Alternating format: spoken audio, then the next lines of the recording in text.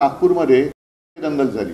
खरं म्हणजे आम्हाला आता असा संशय येतोय की एकूणच मुख्यमंत्री सगळ्यांना सावरण्याचा प्रयत्न करतात केविलवाणा, तारेवरची कसरत त्यांना करायला लागते।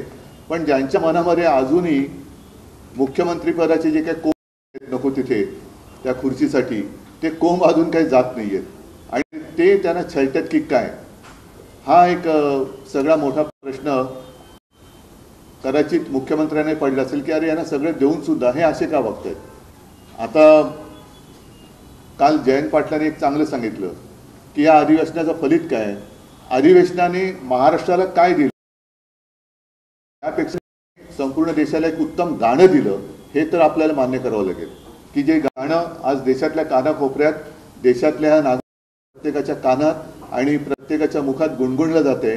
ते गाणं काय हे तुम्हालाही माहिती आहे, तुमच्या मनात ते गाणं आता घोळतंय।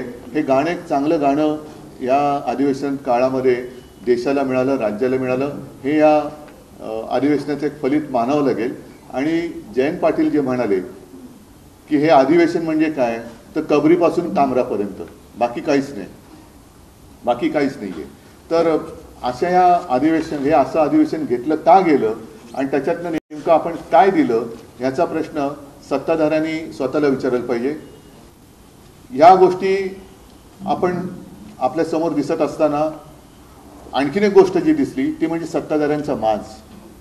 मला नाही वाटत यापूर्वी कधीही गेल्या काही वर्षात किंवा अनेक वर्षात विरोधी पक्षांनी राज्यपालांकडे जाऊन सत्ताधारी त्यांच्या पाशवी बहुमताचा माज कसा दाखवत आहेत आणि आम्हाला काही बोलू कसं दिलं जात नाही। आमच्या लक्षवेधी काल भास्करराव जाधवांनी आरोपच केलेला आहे लक्षवेधीबाबत। आणि असं हे अधिवेशन म्हणजे राज्यपालांकडे विरोधी पक्षाला दाद मागायला जावं लागतं।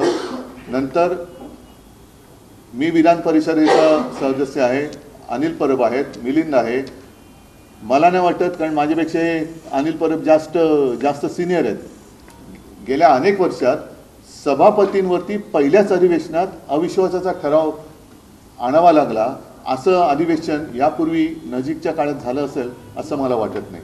तर असे हे अनेक विषय आहेत, बोलायला गेले तर खूप आहे।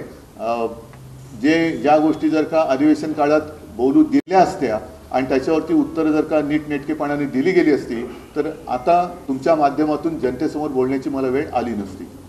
बरं, हे महाराष्ट्राच्या अर्थसंकल्पीय अधिवेशन